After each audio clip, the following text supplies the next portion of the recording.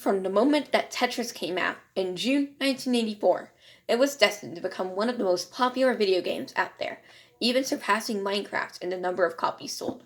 Because of its popularity, it comes as no surprise that subsequent games related to the franchise would come out later on. Today, let's talk about one of those follow-up games, a game on the Nintendo Switch known as Tetris 99. Now, before we get into the video, I would appreciate if you would like the video, subscribe to the channel, and hit the notification bell to stay tuned for future content. Now, Tetris 99 is different from the regular Tetris in that you can compete against other people, 99 of them to be exact. But, how does Tetris work in the first place? Well, you have a variety of pieces called tetrominoes, and you can rotate and move them how you want to. Then, you place them on the bottom of the playboard, and after that, you can't move it.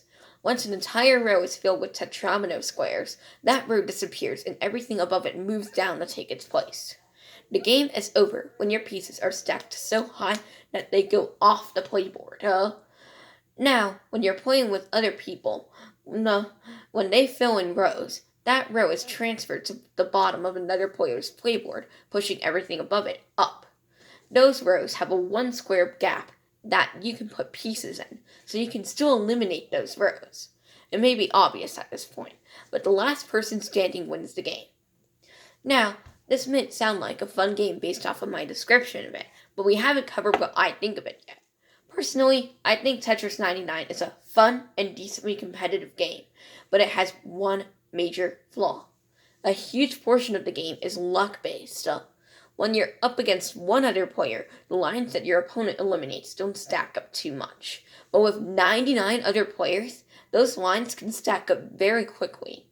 The only way to officially get rid of them is to have a very specific tetromino, but it's not like you get to pick which tetrominos you get to use.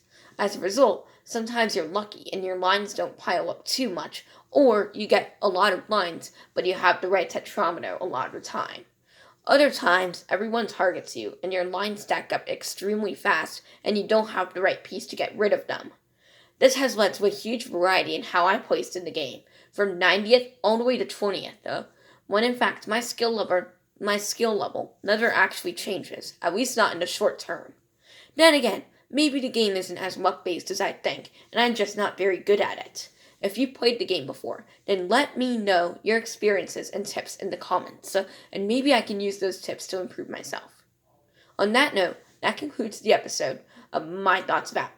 As always, I appreciate if you like the video, subscribe to the channel, and hit the notification bell to stay tuned for future content. Thanks, and have a great day.